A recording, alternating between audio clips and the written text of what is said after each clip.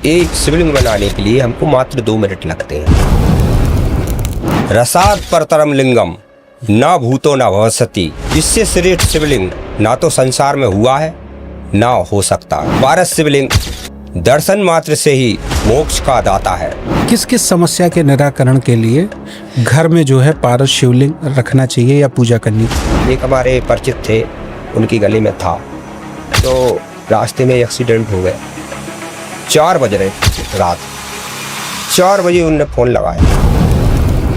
अच्छा जीवन साथी कैसे मिलेगा? 7वें घर में 9 प्लैनेट के अलग अलग होने से वैवाहिक जीवन पर क्या प्रभाव हो सकता है, ताकि 2 मिनट भी कोई अगर हमारा ये वीडियो देख ले तो वो बेसिक जानकारी समझ पाए। मनुष्य की आयु का भी अंदाजा किस तरह से लगाया जा सकता है? ज्योतिष के हिसाब से मनुष्य की आयु, जो वैदिक मंत्र में ताकत है वो किसी दूसरी चीज में ताकत नहीं है। कहते हैं किस्मत साथ देती है तो पारा भी सोना बन जाता है। ऐसे ही पारस शिवलिंग बनाने वाले और किस्मत जगाने वाले हमारे साथ एक विशेषज्ञ व्यक्ति पुनः इस रहस्यमय पॉडकास्ट में हाजिर हैं। नमस्कार, मैं हूं आपके साथ अवधेश चंद्रवंशी और हर बार की तरह एक बार पुनः कुछ नए विषयों के साथ हम हाजिर हैं आपके साथ। कहते हैं कहीं किस्मत अपना रास्ता खुद चुनती है तो कहीं किस्मत मेहनत का आगाज मांगती है। पर किस्मत के उन दरवाजों को खोलने वाले ज्योतिष विशेषज्ञ पारद शिवलिंग के निर्माता पंडित राजीव द्विवेदी जी आज हमारे साथ हैं, जिनका बड़ा लंबा इतिहास रहा है, जो कि वास्तुशास्त्री भी हैं, कुंडली विशेषज्ञ भी हैं और साथ ही पैतृक रूप से पारद शिवलिंग के निर्माता भी हैं।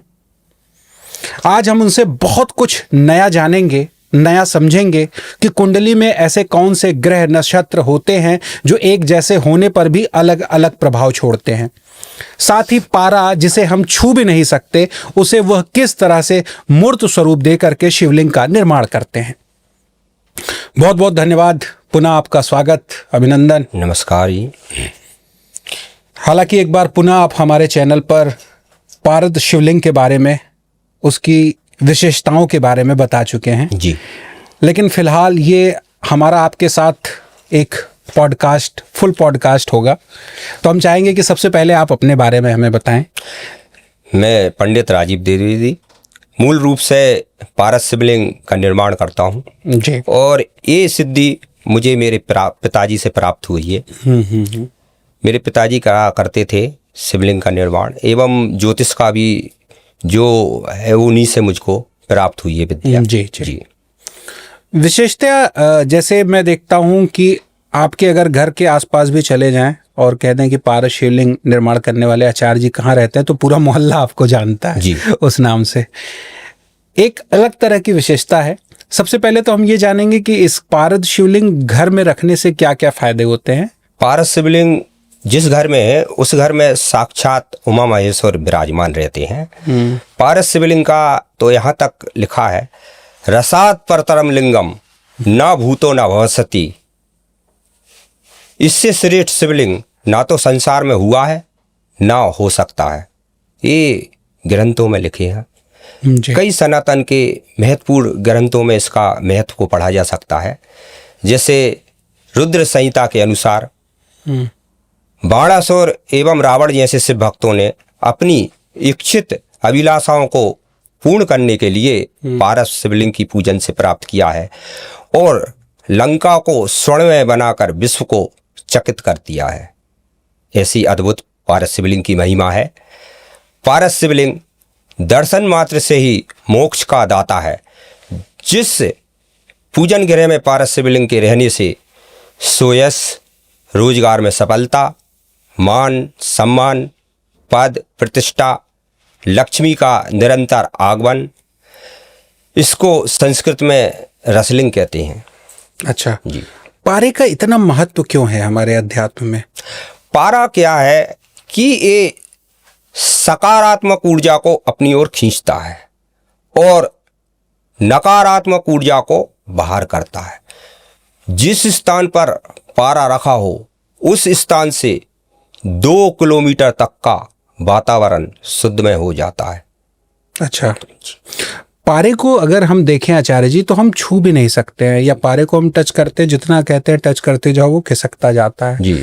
ऐसे में उसको हाथ से पकड़ करके कैसे आप उसका निर्माण? ये मैंने मेरे पिताजी से सीखा है। कुछ जड़ी बूटियां होती हैं, उनके जो द्वारा इसको ठोस बनाया जाता है। और ये जब अपन इसका निर्माण करते हैं तो ये मात्र 2 मिनट देता है। 2 मिनट के अंदर पत्थर हो जाता है। 2 मिनट में आपको शिव जी का स्वरूप देना है, तो हम अच्छा। कुछ डाई का प्रयोग कर लेते हैं। जी। मतलब उसको ठोस बनाने के लिए आप कुछ जड़ी बूटियों का प्रयोग करते जड़ी हैं, बूटियों का प्रयोग। क्योंकि इसको बहुत लिमिटेड जगहों पर देखा जाता है, या बहुत आज की डेट में हम कहें तो भारत में भी बहुत लिमिटेड लोग हैं जो इसका निर्माण कर पाते हैं। जी तो आचार्य जी, जैसा अभी आपने बताया कि सिर्फ 2 मिनट का आपको समय मिलता है, जी। और उस 2 मिनट के समय में आप ऐसा अद्भुत आकार का शिवलिंग निर्माण कर लेते हैं। मैं चाहूंगा एक बार आप उठा के भी दिखा दें। जी। ये शिवलिंग बनाने के लिए हमको मात्र 2 मिनट लगते हैं। जब उसकी पूर्ण क्रियाएं हो जाती हैं पारे की, लेकिन उस क्रियाओं में टाइम लगता उसमें है। टाइम लगता है। जी। कैसे करते हैं, जरा एक बार प्रोसेस बता दीजिए। जैसे पहले तो आप 7 दिन उनको घोंटा घाटी होती है पारे पारे को। 7 दिन? हाँ। फिर वो यंत्र का उपयोग करते हैं, किसी हाथ से करते हैं? नहीं, वो तो ही पारे से 7 दिन तो उसकी घोटने में 7 दिन का टाइम लगता है। फिर अपनी मूर्छित अवस्था में जब वो आता है उस समय मात्र वो 2 मिनट देता है। 2 मिनट के अंदर हमको जो भी आकार देना है तत्काल 2 मिनट के अंदर वो पत्थर ऐसा ठोस हो जाएगा। ये पारा है, पूरा ठोस है। इसको हम पुनः उसी अवस्था में कर सकते हैं, फिर पारा बना दोबारा? सकते हैं। जी, दोबारा में। और एक तो उसका आकार ऐसा है कि आश्चर्यचकित कर देना है। कभी भी आप उसको पारे एक शिवजी बना लो और कभी भी मिटा के अपनी डब्बी में पैक कर लो, वो सफर में ले जाने के लिए उपयोग है। हजारों वर्ष तक वो ऐसे मिट्टी होती है, गुंजी हुई मिट्टी, उसकी तरह रहेगा। कभी भी आप उसको शिवलिंग बना लेना और कभी भी उसका विसर्जन कर आह्वान करके विसर्जन करके डब्बी में रख सकते हैं मिटा के। मिनिमम ये कितने वजन का होना चाहिए अगर हम घर पे धारण कर रहे हैं, और मैक्सिमम क्या वजन होना चाहिए? घर के लिए कम से कम एक अंगूठे के अंगुल के बराबर होना चाहिए, और ज़्यादा से ज़्यादा 12 इंच। 12 अंगुल से ऊपर नहीं होना चाहिए। 12 अंगुल से ऊपर जो शिवलिंग है उसका स्थान देव स्थान होता है, कहीं मंदिर का काम है, वो नहीं रखना चाहिए। और अंगूठे से नीचे घर पे रखे होगे तो उसका फल तो रहेगा, लेकिन इतना नहीं रहेगा। जो पावर उसका रहेगा, उसका फल में थोड़ा सा 1920 हो जाएगा। अच्छा, इसको बनाने के अलावा क्या इसमें कोई और विशेष प्रयोग, या जैसा कहें शक्तिपात, या कहें कि मूर्ति की स्थापना, प्राण स्थापना, ऐसा भी कुछ किया जाता है? मंत्रों का विशेष ध्यान रखा जाता है। शिव जी का है तो कुछ जैसे महामृत्युंजय मंत्र का जाप, ये चलते ही रहते हैं निरंतर। इसका जो क्रियाएं चलती हैं जब, तो इसका फिर इसको घर पे धारण करने के लिए या घर में पूजा करने के लिए कोई विशेष पूजा या विशेष प्रयोग भी होते हैं क्या? नहीं, ये इसमें तो शास्त्र में तो यहाँ तक लिखा है कि 12 ज्योतिर्लिंग की पूजन से जो फल मिलता है वो इसके दर्शन मात्र से ही मिल जाता है। ये तो साक्षात उमा महेश्वर का स्वरूप है। चलते फिरते दर्शन होते रहे, ऐसा विशेष कुछ नहीं है इसका कि विशेष पूजन हो।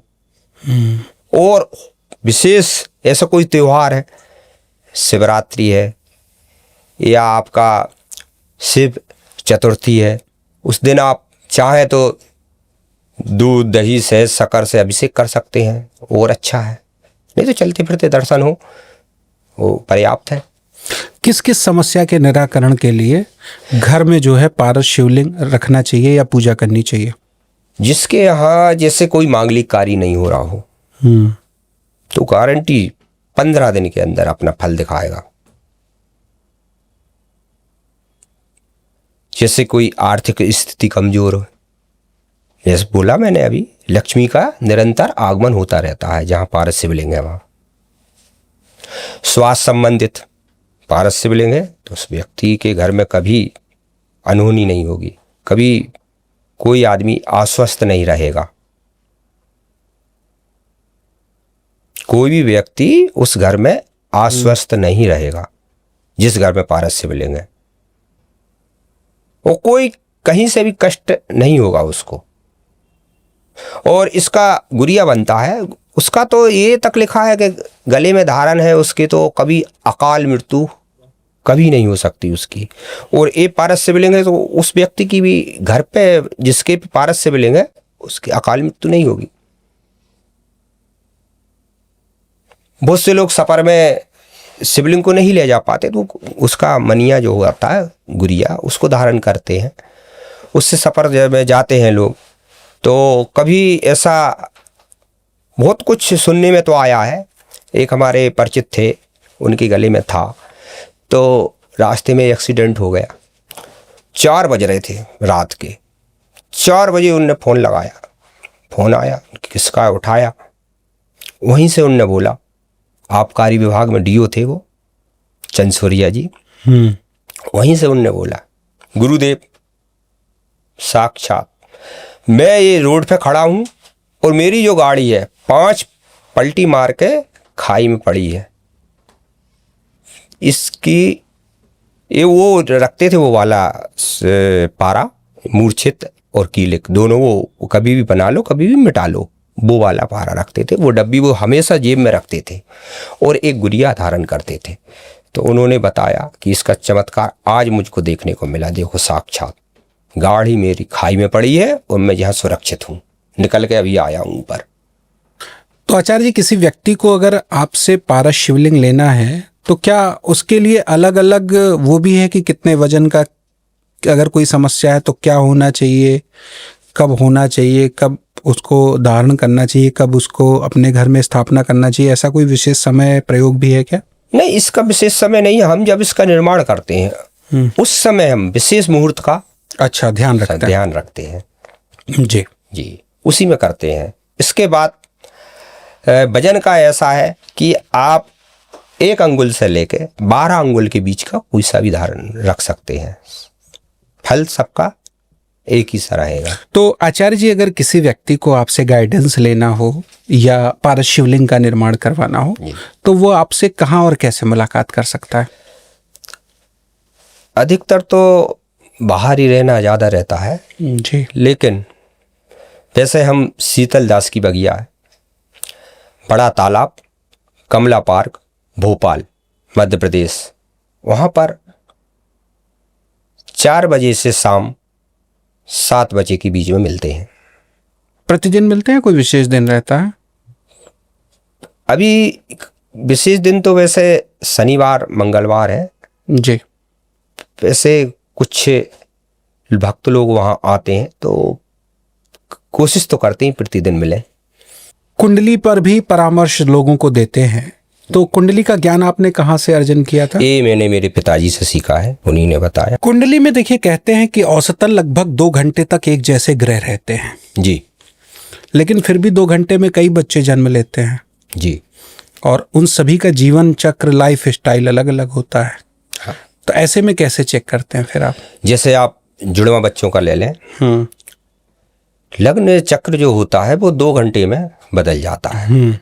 फिर इसके बाद अपन जाएंगे नववांश चक्र में, वो 13 मिनट 20 सेकंड में बदलता है। अधिकतर जुड़वा बच्चा जो जन्म लेते हैं उनका अंतराल 3 मिनट से 12 मिनट के बीच का रहता है। तो नववांश चक्र से भी नहीं पकड़ सकते अपन। मैं वहीं आ रहा था क्योंकि 13 मिनट में भी तो कई सारे बच्चे जन्म ले लेते हैं। जी।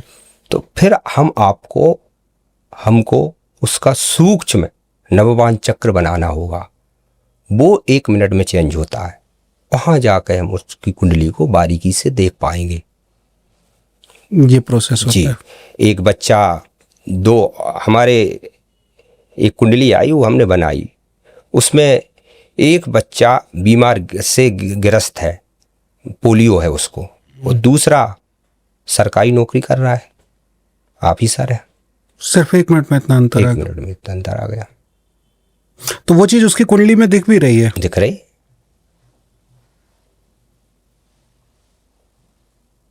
क्या ऐसे योग चेंज हो रहे थे? थोड़ा एग्जांपल के साथ अगर बता पाए।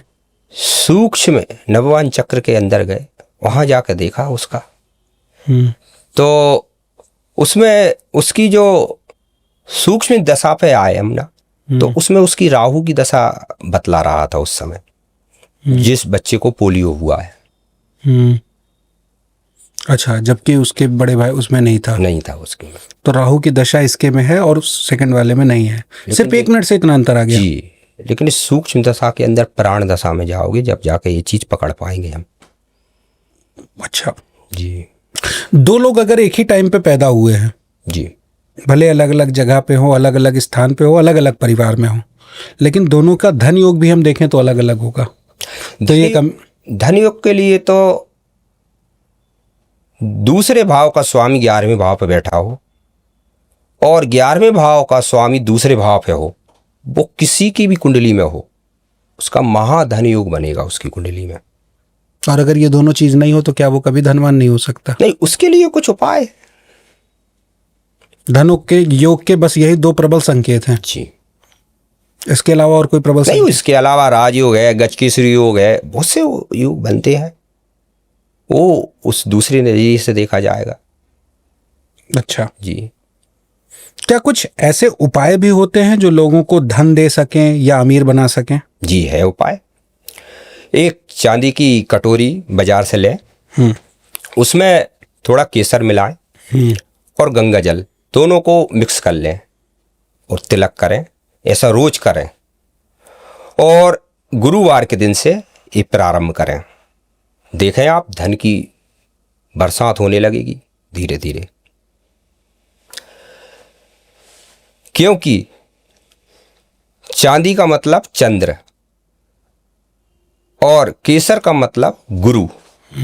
जब चंद्र और गुरु की युति बनेगी ना, तो बनेगा क्या? गज केसरी योग। गज आने हाथी, केसरी आने शेर। जिस व्यक्ति के अंदर, जिस मनुष्य के अंदर शेर और हाथी का बल एक साथ आ जाए, उसको दुनिया की कोई भी ताकत हरा नहीं सकती, पराजय नहीं कर सकती। अच्छा, साथ ही मनुष्य का ये तो हमने धन योग की बात की, इसके अलावा शादी या विवाह के योग भी क्या कुंडली से डेट के साथ, समय के साथ देखे जा सकते? बिल्कुल देखे जा सकते हैं। विवाह का जो स्थान होता है वो सप्तम स्थान से देखा जाता है। 7वें घर पर या तो जो ग्रह बैठा है उसकी अंतरदशा में उसका सुनिश्चित विवाह होगा, या फिर जो राशि है 7वें घर पर उसके स्वामी की जब अंतरदशा आएगी उसमें उसका विवाह आएगा, विवाह होगा। अब बारीकी से डेट के हिसाब से देखने के लिए अंतरदशा के बाद आपको प्रत्यंतर दशा में जाना पड़ेगा। फिर प्रत्यंतर दशा के बाद आपको सूक्ष्म दशा में जाना पड़ेगा। वहां से भी आपको डेट चाहिए तो प्राण दशा में आप जाओगे तो आपको डेट क्लियर हो जाएगी, डेट मिल जाएगी। अच्छा जीवन साथी कैसे मिलेगा? ये क्या ये भी कुंडली से जाना जा सकता है, या हमारा जीवन साथी कैसा होगा? हाँ, वो 7वें घर पर देखा जाए, उस पर नजर मारी जाए कि उसके 7वें घर पर कौन सा ग्रह उच्च का है। अगर गुरु है, गुरु उच्च का हो तो वो सुंदर पत्नी, सुंदर, सुशील, विवेकवान, सोम, चतुर और धार्मिक प्रवृत्ति की पत्नी मिलेगी। 7वें घर में ऐसा कौन सा ग्रह है जिसके बैठे होने से वैवाहिक जीवन कष्ट में हो सकता है? सूर्य दाम्पत्य जीवन को कष्ट में डाल देगा। इसके अलावा हाँ, जिसकी कुंडली में सूर्य है उसको, जैसे किसी कन्या की कुंडली में सूर्य है तो उसका विवाह, विष्णु विवाह अवश्य कराना चाहिए शादी के पहले, ताकि जो अलाव अलाए हैं वो भगवान अपने ऊपर। क्या राहु शनि ऐसे भी कोई प्लैनेट्स होने से नेगेटिव प्रभाव हो सकते हैं? जी, राहु के उससे भी हो सकते हैं। राहु से क्या हो सकता है? अगर 7वें घर में राहु है तो क्या होगा? राहु है 7वें घर में तो जैसे किसी इंसान के में है 7वें घर में, जैसे किसी कन्या के में है 7वें घर पे, तो उसको जो पति है थोड़ा सा बोल सकते हैं आप खाने पीने वाला या गलत आदत हो उसके अंदर, ऐसा प्राप्त होगा। अच्छा, शनि से भी कुछ ऐसे ही प्रभाव हो सकते हैं? शनि से उसके कलर पे होगा, पहले तो नास्तिक भी हो सकता है। तो आचार्य जी, 7वें घर में 9 प्लैनेट के अलग अलग होने से जी। वैवाहिक जीवन पर क्या प्रभाव हो सकता है, ताकि 2 मिनट भी कोई अगर हमारा ये वीडियो देख ले तो वो बेसिक जानकारी समझ पाए। जी, जिससे 7वें घर पर सूर्य विराजमान है जी। उसके दाम्पत्य जीवन में कलह रहेगी। मंगल है तो उसकी दाम्पत्य जीवन में जो जीवन साथी रहेगा वो तेज रहेगा, स्वभाव से तेज होगा। अच्छा। और दोनों का मंगल होना अनिवार्य है। एक मंगलिक है, एक नहीं है, तो भी दाम्पत्य जीवन में बिछोड़ है, या तो अच्छा। तलाक हो जाएगा या फिर और अन्य बिछोड़ है। जी।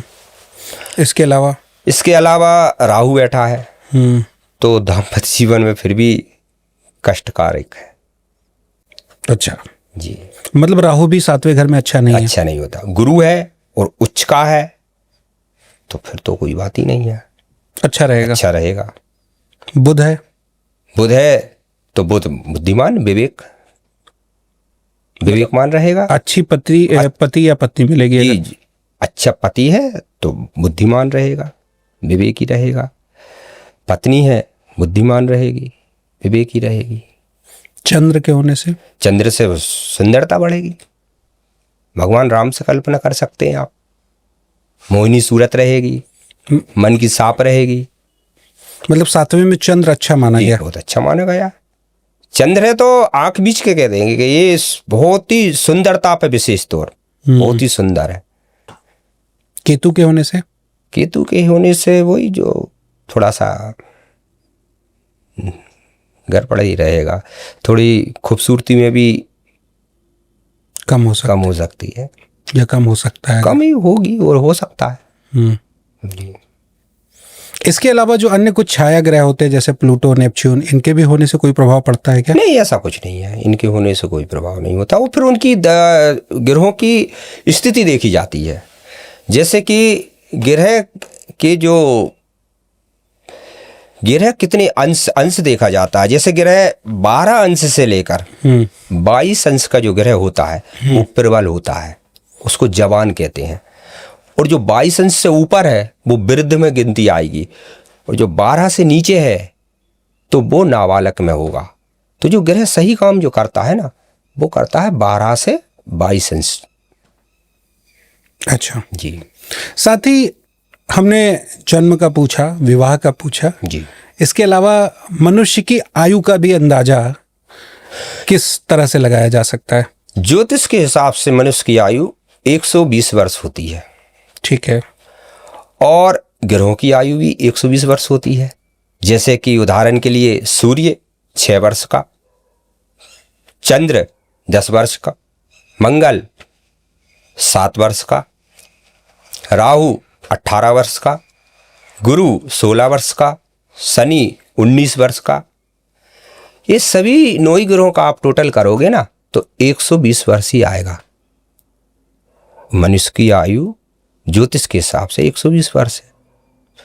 लेकिन आजकल खान पान रहन सहन के उसमें आदमी थोड़ा इतना संयम नियम से नहीं चल पाता। कुछ ग्रहों का भी रहता है, जैसे आपके बाल अवस्था में राहु आ जाए तो उथल पुथल कर देगा, शिक्षा में बाधा करेगा। वृद्ध अवस्था में आ जाए, 60 के बाद आ जाए तो आपको स्वास्थ्य कमजोर कर देगा। शारीरिक, मानसिक, आर्थिक तीनों स्थितियां गड़बड़ा देगा। राहु की एक लक्षण है। और राहु में ज़्यादातर उदर संबंधित पीड़ा होती है, पेट से संबंधित ही कष्ट होता है। जैसे केतु में जो कष्ट होता है वो घुटनों जोड़ों संबंधित होता है। ऐसे सब ग्रहों का अलग अलग है। तो क्या पूर्ण आयु का भी अंदाजा, या उस अगर और खुले शब्दों में कहें तो उसकी मृत्यु का समय भी लगभग जाना जा सकता है? उसकी डेट ऑफ बर्थ ठीक है तो बराबर जाना जा सकता है कि उसका मार्केस कहाँ बन रहा है, और टाला भी जा सकता है। कुछ अनुष्ठान, मंत्र और मंत्र तंत्र यंत्र जो 3 चीजें होती हैं, जिसमें वैदिक मंत्र में जो शक्ति होती है, कहते हैं ना कि मंत्र तो मुर्दा में भी जान डाल देता है, तो सबसे ऊपर वैदिक मंत्र, फिर यंत्र। यंत्र में नग वगैरह आ जाता है आपका, ये आपके यंत्र आ जाते हैं। ये आयुर्वेदिक दवा की तरह धीरे धीरे फायदे देते हैं, देते तो हैं लेकिन थोड़ा स्लो देते हैं। और तंत्र जो होता है वो किसी का अच्छा नहीं करता, बुरा ही कर सकता है। तो तंत्र तो मेरे ख्याल से उससे बचना चाहिए, लोगों को दूर रहना चाहिए। चलिए, बहुत बहुत धन्यवाद आचार्य जी। और मैं चाहूँगा कि अगली कड़ी में हम कुछ विशेष और नए सवाल लें, जो सवाल आज भी लोगों के जहन में हैं और जो सवाल आज भी आध्यात्मिक विधा के लोगों को परेशान करते हों और उनके लिए आज भी सवाल बने हों।